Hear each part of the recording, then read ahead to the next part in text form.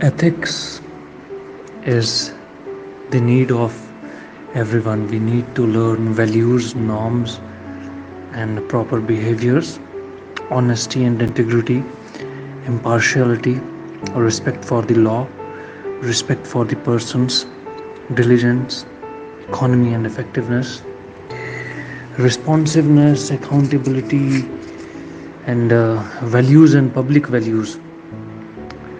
ये जो 8-10 चीज़ें बोली हैं, अगर हर इंसान इसको सही तरीके से अवॉइड करें एंड इसके हिसाब से चलें तो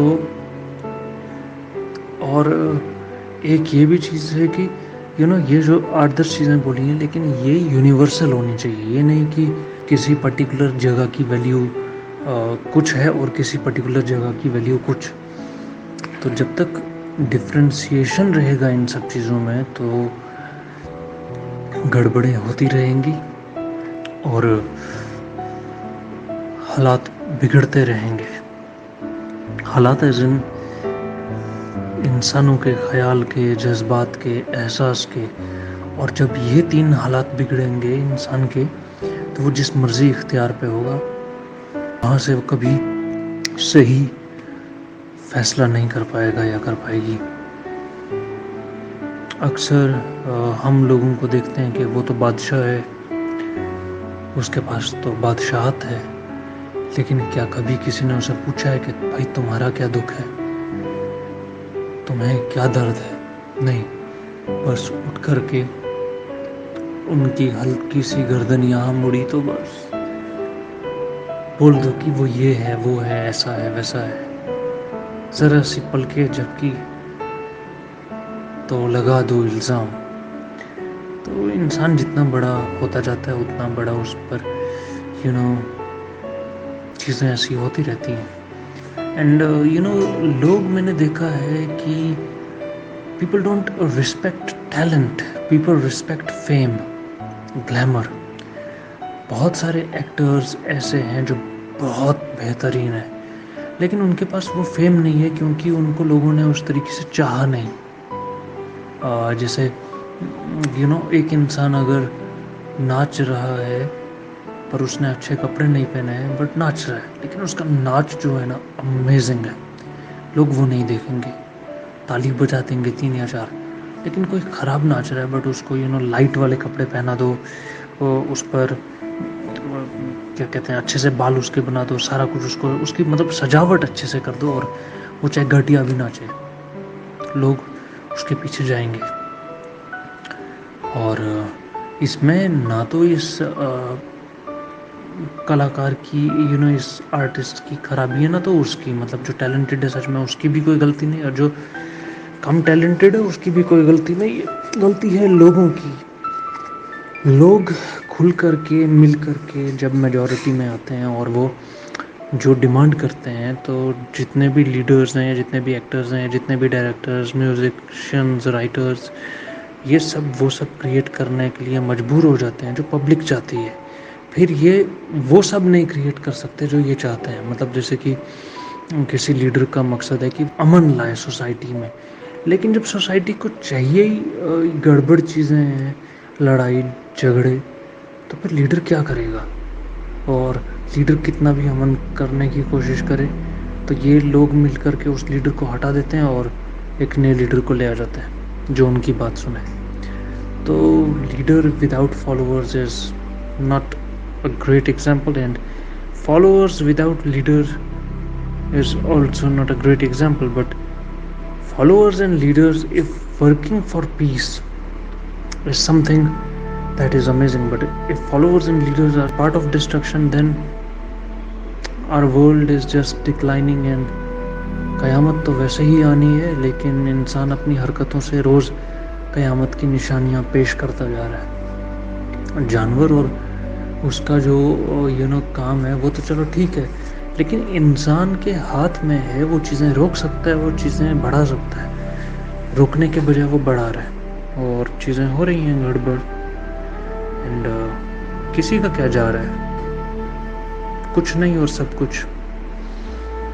जिसको तो देखो गलत होते हुए दिख रहा है और वो सोच रहा है मैं क्यों अपना energy, time, effort, resources waste करूँ, मैं भी इस गलत में साथ दे करके अपनी कोई कुछ चीज़ बना लूँ। और वो इंसान जुड़ते जुड़ते जुड़ते खराबियाँ कर रहा है। जो अच्छा इंसान है वो हमेशा स्टेप लेता है, चाहे वो अकेला हो लेकिन स्टेप लेता है। दुनिया, लोगों, इन सब के लिए वो अकेला है, बट खुदा तो उसके साथ है हमेशा। और फिर जब वो खुदा उनके साथ है तो फिर ये जो लोग हैं वो किसके हैं? बेसिकली खुदा के बनाए हुए।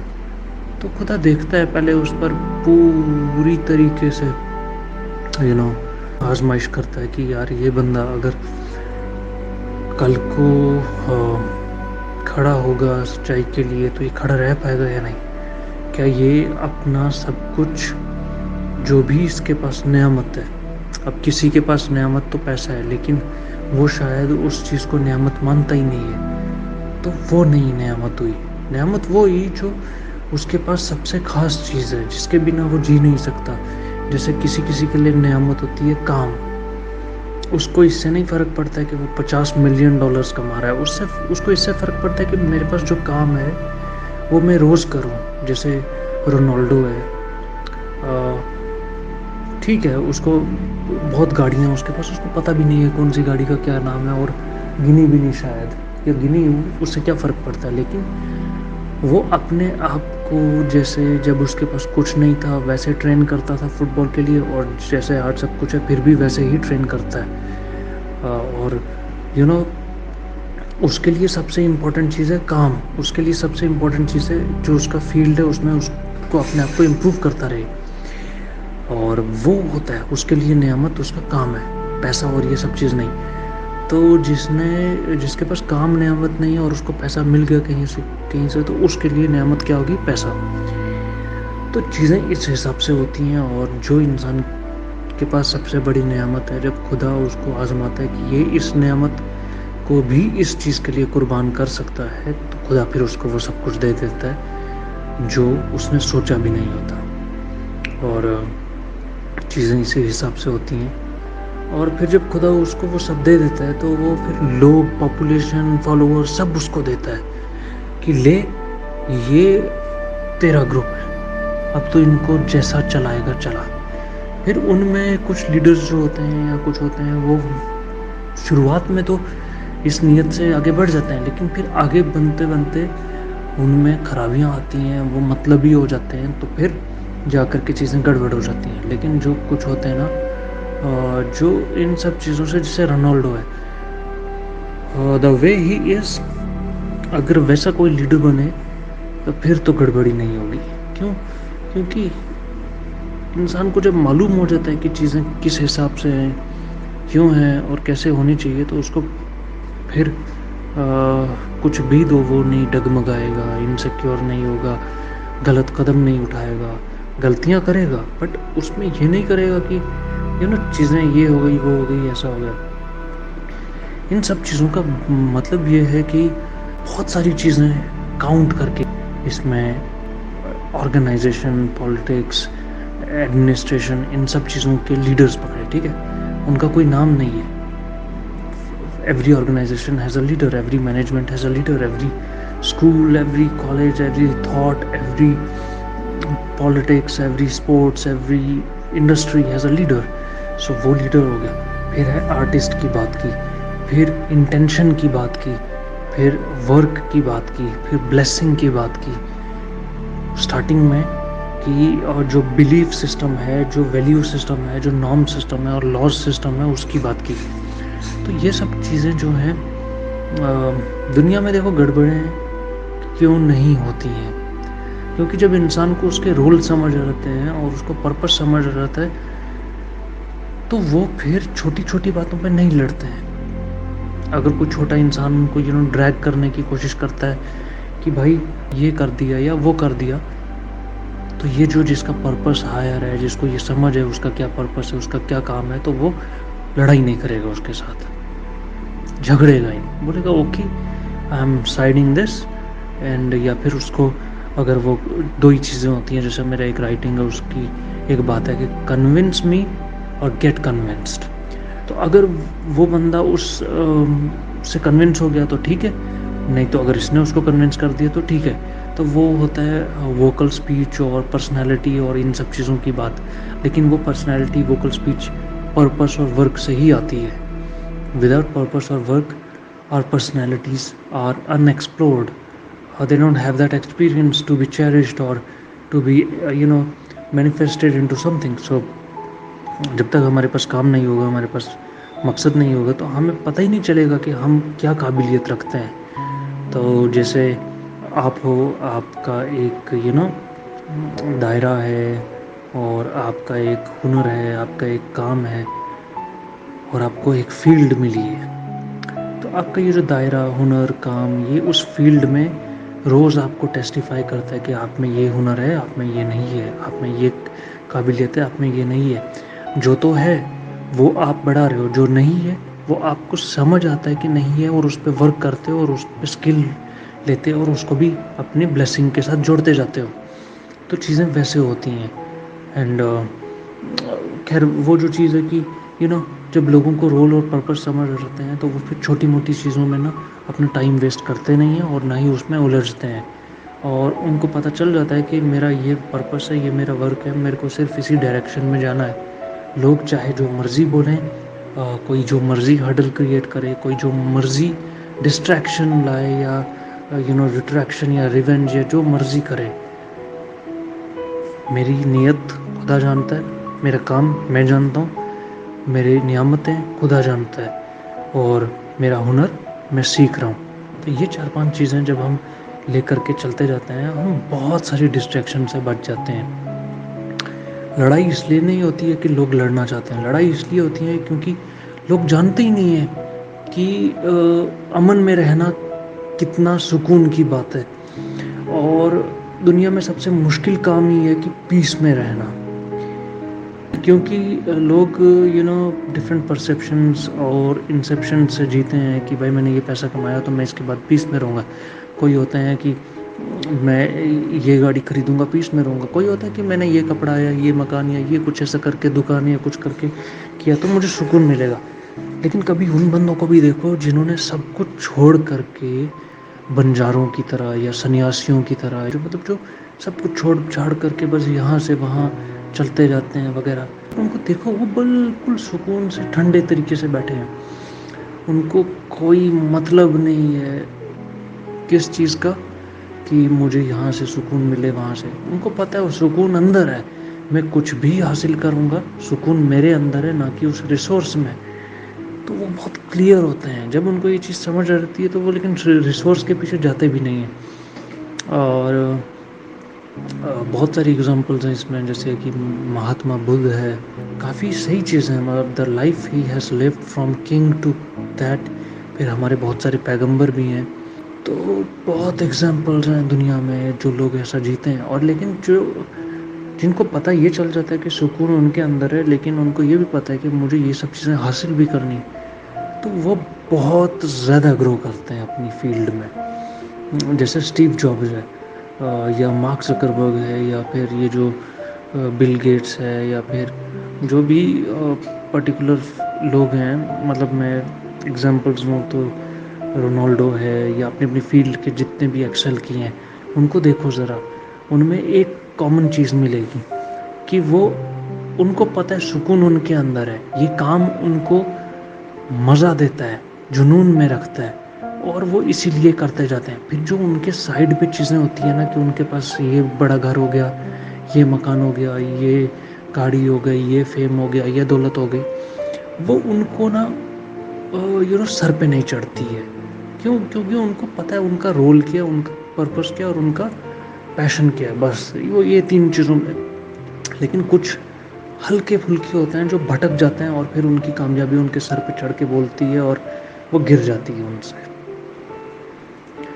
तो यहाँ पर 2 चीज़ें सीखने की कि don't take anything to your head ever. चाहे दुनिया में आपको कुछ भी रिसीव हो रहा है, उसको किस बात पे सर पे चढ़ाना, मतलब लाइक कि मेरे को इस बंदे ने अप्रिशिएट कर दिया, वाह अब तो मैं ये हो गया, वाह। नो, इससे कोई फ़र्क ही नहीं पड़ता है। उसने अप्रिशिएट किया क्योंकि उसने आपके काम में वो लगन देखी, आपके काम में वो लगन देखी। दोबारा बोल रहा हूँ, आपके काम में वो लगन देखी। जिस दिन आपके काम में उसको वो लगन नहीं दिखेगी, वो आपको अप्रिशिएट नहीं करेगा। और अगर आप अपने काम को धीमा या उस पे मेहनत नहीं करोगे, तो वो कल को जैसे आज उसने अप्रिशिएट किया, कल को वो डी अप्रिशिएट भी करेगा और चीज़ें होंगी, क्योंकि उसको इस बात से कोई लेना देना नहीं। जैसे हम एक एग्जांपल लेते हैं कि मान लो ऑस्ट्रेलिया में या अमेरिका में एक बहुत टैलेंटेड बंदा बैठा है या बहुत अमेजिंग स्किल्ड बंदा बैठा है, और उसके मैनेजिंग स्किल्स, उसके एडमिनिस्ट्रेटिव स्किल्स, उसके हर स्किल्स इतने पॉलिश्ड हैं कि अगर किसी को सीखना है तो उससे सीखो, ठीक। अब इसके बारे में तो बताई बात, लेकिन हमें उसकी ना तो शक्ल पता है, ना तो अकल पता है, और ना ही उसकी पता है कि वो क्या है। तो अब इस स्किल्स के पीछे कोई भी बंदा बिठा दो, हम तो तारीफ करेंगे ना, कि पर्टिकुलर मान लो उसका नाम रख लो, जैसे कुछ भी नाम रख लो, कोई भी नाम जो भी आता है, मान लो मैं अभी उसका नाम रख लेता हूँ फ्लेयर। तो उसको जब रिप्रेजेंट किया जाएगा तो हम देखेंगे वाह, अगर एडमिनिस्ट्रेटिव स्किल्स होने चाहिए तो फ्लेयर जैसे, अगर होने चाहिए कोई स्पोर्ट्स स्किल या क्रिएटिविटी या इंटेलिजेंस तो फ्लेयर जैसा होना चाहिए। क्यों? क्योंकि वो इन सब काम को ना बहुत अच्छे से करता है, ठीक। अब ये बंदा फ्लेयर, इसको बहुत सब कुछ मिल गया और ये अचानक बोलता है यार मुझे तो सब मिल गया, मुझे क्या करना है, मैं अब इतनी देर तक ज़िंदा रहूँगा, मेरे को ये फेम भी है, दौलत भी है, पैसा भी है, शोहरत भी है, मैं इसी से गुजारा कर लूँगा, और वो काम करना छोड़ देता है। क्या हम उसको इंस्पायर होंगे उससे? नहीं।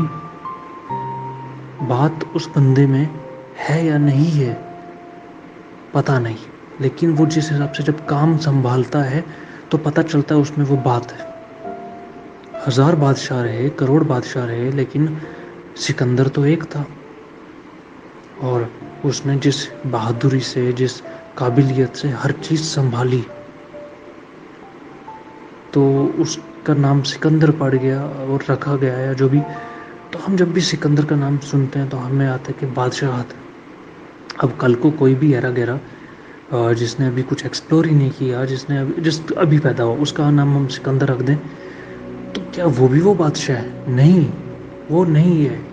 लेकिन हम क्या कर रहे हैं, उसको वो नाम दे रहे हैं, उसके कंधों पर वो रिस्पॉन्सिबिलिटी दे रहे हैं कि you have to be like that.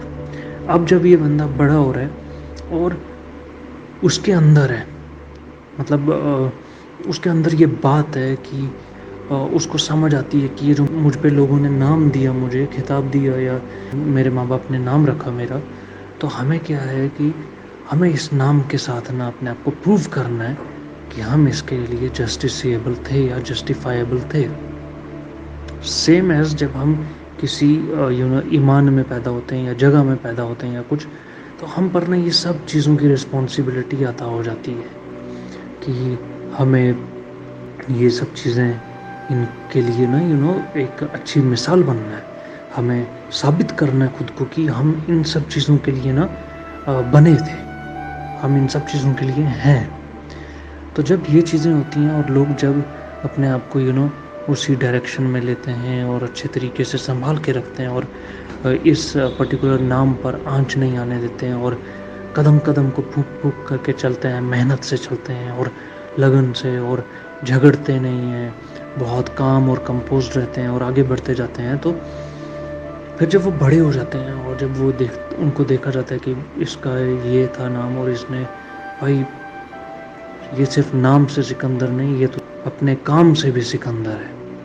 तो ऐसी चीज़ें जब होती हैं ना, तो बहुत सुकून मिलता है और अच्छा लगता है, इज़्ज़त मिलती है। फिर लोग उस इंसान को इस चीज़ से देखते ही नहीं है कि वो इस जगह का है या इस ईमान का है या इस कम्युनिटी का है या इस चीज़ का है। वो बस देखते हैं भाई, in this dead world if you want to be alive like be like them. वो हमारी मिसाल है, हम उनकी तरह बनना चाहते हैं, हम उनसे सीखना चाहते हैं। लोग फिर भागे भागे दौड़े आते हैं कि मैं अपने इस काम से लोगों को सुकून दे सकता हूँ, तो मैं देता हूँ और मैं बस इसी काम का माहिर हूँ और यही करूँगा और यही करना है मुझे। मुझे नहीं किसी से झगड़ना है कि किसी से कुछ करना है, बस यही। और लोग वही मोहब्बत से हमें देखते हैं, वही मोहब्बत से हमें पसंद करते हैं, वही मोहब्बत से हमें हमारे पास चले आते हैं। हाँ, फिर उसमें कुछ मैग्नेटिक पर्सनैलिटीज़ होती हैं, कुछ वो चीज़ें होती हैं वो, लेकिन हम नहीं डिफ़ाइन कर सकते, वो खुदा ने रखी होती है। हर शेर राजा नहीं होता है, लेकिन एक शेर ऐसा होता है जिसके होने से ना बाकी सारे शेर में ताकत आ जाती है। तो वो कैसे होता है? वो खुदा ने चुने होते हैं और खुदा ने उनके इम्तिहान भी उसी हिसाब से रखे होते हैं। अब जो वैसी टाइप की पर्सनैलिटी होती हैं वो कहीं पर भी जाएँ, सड़क पर या फिर पब्लिक प्लेसेस पर या कहीं पर भी, लोगों की नज़रें, लोगों का खिंचाव उनकी तरफ बहुत बढ़ने लगता है। अब उससे फ़र्क ही नहीं पड़ता है कि उन्होंने अपने आप को अभी तक प्रूव किया या नहीं किया, उनमें वो बात है। लोग उसकी तरफ आकर्षित यानी कि अट्रैक्ट हो रहे हैं और होते जा रहे हैं और जुड़ना चाहते हैं, बात करना चाहते हैं। अब गड़बड़ यहाँ होती है कि उस बंदे ने अगर अपने आप को एक्सप्लोर नहीं किया तो फिर चीज़ें ट्यून इन नहीं बैठेंगी। लेकिन उसकी पर्सनैलिटी बहुत हायर है, तो जो एवरेज पीपल हैं, जब उससे बात करेंगे तो ट्यूनिंग नहीं बैठेगी और ये एवरेज पीपल उसको उल्टा सीधा सुना देंगे या बोलेंगे भाई तू ऐसा है या ऐसी है या ये है वो है, इल्ज़ाम और ये और वो। लेकिन उस बंदे को ना अभी तक ये समझ नहीं आ रहा है कि वो क्या है, क्यों है, वो ऐसा क्यों है, क्यों उसके साथ ये सब चीज़ें नहीं हो रही हैं जो आम लोगों के साथ हो रही हैं। वो फिर ख्वाहिश करता है कि मेरे साथ भी ये आम चीज़ें हों, बट वो उस चीज़ के लिए तो बना ही नहीं है। उसका पर्पस हायर है, उसको समझना है, एक्सप्लोर करना है अपने आप को कि मैं किस चीज़ के लिए बना हूँ। और जब तक उसको काम और पर्पस और रोल समझ आता, तब तक उसके साथ ये चीज़ें होंगी, ट्यूनिंग नहीं बैठेगी लोगों के साथ, ये होगा वो होगा। जैसे ही उसको पर्पस, काम और रोल समझ आ गया, उसके बाद ऐसी कोई ट्यूनिंग नहीं है जो वो सीधी ना कर सके। क्योंकि जब उसको काम, पर्पस, रोल समझ आ गया और उसकी पर्सनैलिटी बहुत हायर है, तो वो जब जुड़ती है ना चीज़ें, तो जैसे एक बल्ब होता है वो छोटी रोशनी देता है, लेकिन एक ट्रांसफार्मर होता है जो बहुत सारे बल्बों को जलाता है। तो वैसे ही इसकी हायर पर्सनैलिटी ट्रांसफार्मर की तरह है और वो जो लोग हैं आसपास वो बल्ब्स की तरह है, या ट्यूबलाइट्स या फानूस या अच्छे अच्छे जो भी डिफरेंट टाइप की कैटेगरीज होती हैं लाइट्स की। तो वो रहता है और उसके हिसाब से चीज़ें होती हैं। एंड देन उसके हिसाब से मतलब खुदा के हिसाब से, बट खुदा ने ही निज़ाम रखा है, चुना है। जैसे फूड वेब होता है या वेब चेन होता है, तो हायर और लोअर का एक स्ट्रेटा है। हर लोअर के ऊपर एक हायर है और हर हायर के ऊपर एक और हायर है। तो कोई इंसान बोले कि मैं ही हायर हूँ, this is insane and most arrogant thing. लेकिन अगर वो इंसान बोले मेरे ऊपर जो हायर है उसका हायर है, उसका हायर है, लेकिन जो सबसे हायर है वो खुदा है, चाहे कोई इंसान अथीस्ट हो या ना हो, बट कोई एनर्जी तो है जो सबसे हायर है, जो इन सब एनर्जीज को ना कुछ दे रही है। अभी जैसे ट्रांसफार्मर और बल्ब की एग्जांपल दी थी, तो उसमें जैसे कुछ लोगों के लिए जो हायर एनर्जी है ना वो ट्रांसफार्मर है, लेकिन ये ट्रांसफार्मर अगेन बल्ब है उनके लिए जो उनसे हायर एनर्जीज हैं। तो जो सबसे हाईएस्ट एनर्जी है वो खुदा है जो इन सब ट्रांसफार्मर्स को चला रहा है। तो बहुत सारी चीज़ें हैं ना जो यू नो दिखती कॉम्प्लिकेशंस हैं, लेकिन उनको बहुत सिंप्लीफाई किया जा सकता है। बहुत सारे लोग जो हैं कॉम्प्लिकेशंस में जीते हैं, अपने 60-70 साल बिता देते हैं और लास्ट के साल में उनको एक बात समझ आती है। अगर वो उस बात को पहले साल में समझ जाए तो बात ही कुछ और हो, तो बात ही कुछ और हो। We should always you know seek and work for the pursuit of justice, and with that of mercy, and pursuit of spontaneity with that of security and peace, power, strength, valor, courage, और भी जितने ऐसे अच्छे अच्छे लफ्ज़ हैं जिसमें बहुत जान है, हमें उन सब के लिए अपने आप को तैयार करना चाहिए, irrespective of fight with another person, but fight with our own selves. क्योंकि जब हम खुद से लड़ते हैं ना, तभी हम विनर बनते हैं, चैम्पियन बनते हैं। जब हम दूसरों से लड़ते हैं ना, तो ना कभी हम विनर बनते हैं और ना ही कभी चैम्पियन बनते हैं, हम सिर्फ कॉम्पिटिटर बनते हैं उस टाइम पे। हम अगर सोचते हैं कि लोगों को हम नाराज़ ना करें, तो उस सारे चक्कर में पता क्या हो रहा है, हम खुदा को कहीं ना कहीं नाराज़ कर रहे हैं। क्यों? क्योंकि हमारे इख्तियार में ही नहीं है कि हम किसको नाराज़ करें, किसको ना करें। अगर हम किसी को नाराज़ करें ही ना, हमसे कोई नाराज़ हो ही ना, तो हम तो कितना बड़ा शैतान लेकर के बैठ रहे हैं अंदर। सोचो, इसका क्या मतलब है? इसका मतलब है कि हम हर एक को प्लीज़ कर रहे हैं, यानी कि हम अपने अंदर एक शैतान लेकर के बैठे हैं और उसको बोल रहे हैं कि कोई मुझसे, किसी भी इंसान का शैतान नाराज़ ना हो। अब अगर किसी इंसान के अंदर खुदा बसता है तो वो आपसे कभी नाराज़ ही नहीं होगा, ठीक। लेकिन किसी इंसान के अंदर शैतान बसता है, उसको क्या क्या नहीं पिलाओ, तो भी वो आपसे नाराज़ होने की हज़ार वजह ढूंढेगा और वो उसी नाराज़गी का फ़ायदा उठाएगा। जिसके अंदर खुदा बसता है ना, वो आपसे कभी नाराज़ ही नहीं होगा। और जब वो नाराज़ ही नहीं होगा, और सबसे बड़ी बात है, जिसके अंदर खुदा बसता है ना, वो कभी फ़ायदा ढूंढता ही नहीं है। तो ना तो वो आपसे नाराज़ होगा, ना तो आपसे कोई फ़ायदा ढूंढेगा। वो आपके आसपास सिर्फ इसलिए रहेगा कि उसकी जो एक इंसान को अगर शीशे की तरह माने, तो उस शीशे से सिर्फ आपके लिए एक अच्छा चमक निकले, अच्छी तस्वीर आपकी आपके सामने बन करके आए। क्यों? क्योंकि ताकि आपका जो ज़िंदगी का सफ़र है वो एक बहुत स्मूथ गुजरे। लेकिन जिसके अंदर शैतान है ना, वो आपको दिखाएगा कि मैं नाराज़ हूँ, या दिखाएगी कि मैं नाराज़ हूँ। वो दिखाएगी कि, या दिखाएगा कि मुझे फ़ायदा नहीं हो रहा है, मुझे नुकसान हो रहा है, मुझे इस बात से हर्ट हो गया, मुझे उस बात से ये हो गया, मुझे उस बात से वो हो गया। हाँ, खुदा के बंदों को जब आप हर्ट करो ना, तो वो चीज़ जो है वो खुदा को पसंद नहीं आती है। लेकिन अगर आप शैतान के बंदे को हर्ट करो और फिर उससे भी माफ़ी मांगो, उसके नीचे गिड़गिड़ाओ, झुको वगैरह, ये वो खुदा को नहीं पसंद आता है। तो हमारा दिल बताता है कि शैतान कौन है, खुदा कौन है तो सब इंसान। लेकिन उसके अंदर भी है ना, कि कौन इंसान खुदा की सुनता है तो वो खुदा का बंदा हो गया, कौन इंसान शैतान की सुनता है तो वो शैतान का बंदा हो गया। ऐसा ही है ना, बिल्कुल ऐसा ही है।